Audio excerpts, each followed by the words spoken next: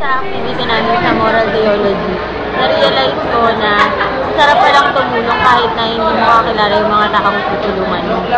Na kahit na nakakapagod na mag-pack ng mga gawa, ng mga relief goods, eh worth it naman lahat ng pagod kasi lahat yun, iaalay mo din sa mga tao na nasa lantan, sa mga unfortunate na tao. Sobrang na-realize ko na swerte para ako kasi hindi ko nararanasan yung mga ganong bagay. Kaya, in my own ways, kahit na maliliit na pagtulong lang, saya ako kasi nakatulong ako. Thankful ako kasi yung mga ganitong subject, tulad ng moral theology na nag-offer ng mga ganitong activities. Hi sir, I am Maria Janet Alvarez and this is my reflection. On December 20, 2012, we have finished successfully our mission to share our blessings for the typhoon victims. Our mission was a great indeed. In Kapuso Foundation Warehouse, we have donated some foods that can help them somehow in the situation that they are experiencing right now. We have also packed and arranged all necessities that we will give and donate to them, such as clothes, soaps, shampoos, and etc. I have helped them in my own little way. It is a mission accomplished indeed because all the sweat from my hard work is an exchange for their happiness.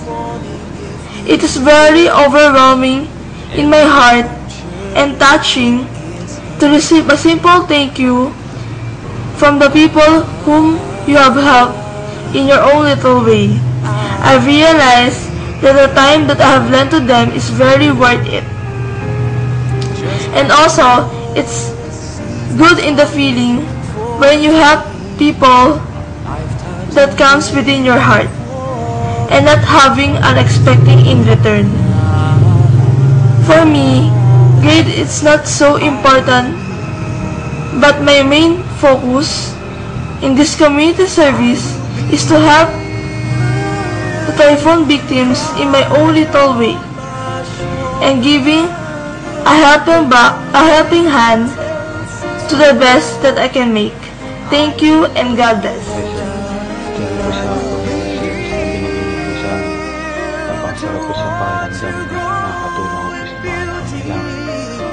Sobrang bless po namin dahil hindi po namin napagdaanan kung ano po yung napagdaanan nila. Ito kasi made me realize na kailangan po natin kusang tumulong kahit hindi po through community service.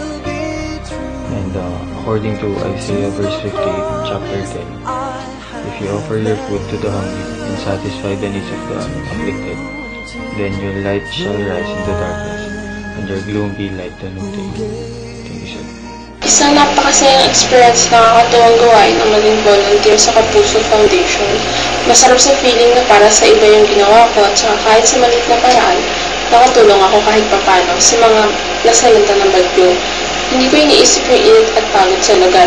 Malaking pasasalamat ang naging part ng Kapuso Foundation kahit sa saglit na panahon lang.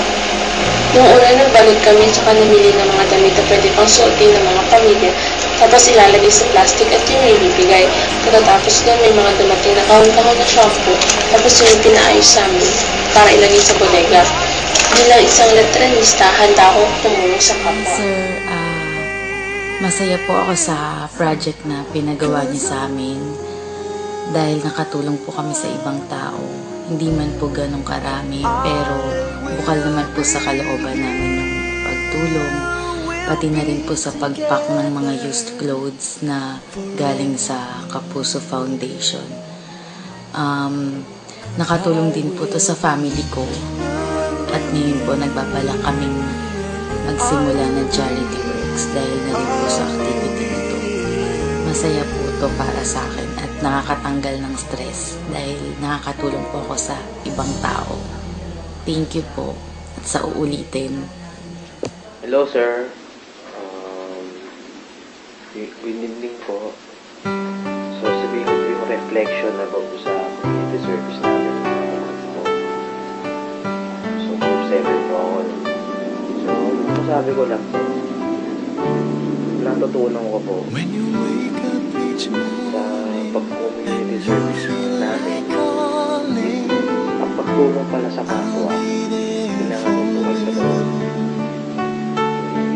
Hindi yung tumulong ka lang para magpalitan, kailangan pagtulong sa kapwa. Iaalin sa Diyos. Para po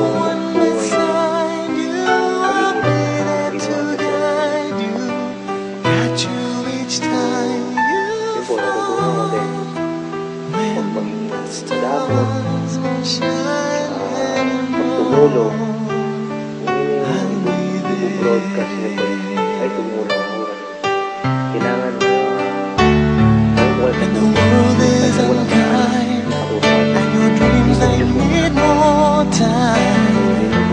I'll be there for you.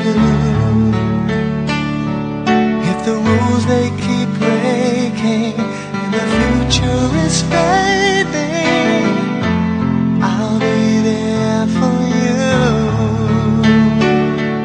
The rainbow will land in the palm of your hand. Don't ever let it go. Arriba! Arriba. Arriba! Arriba. Arriba Letran! Arriba! Who knows where we'll go? What will tomorrow bring?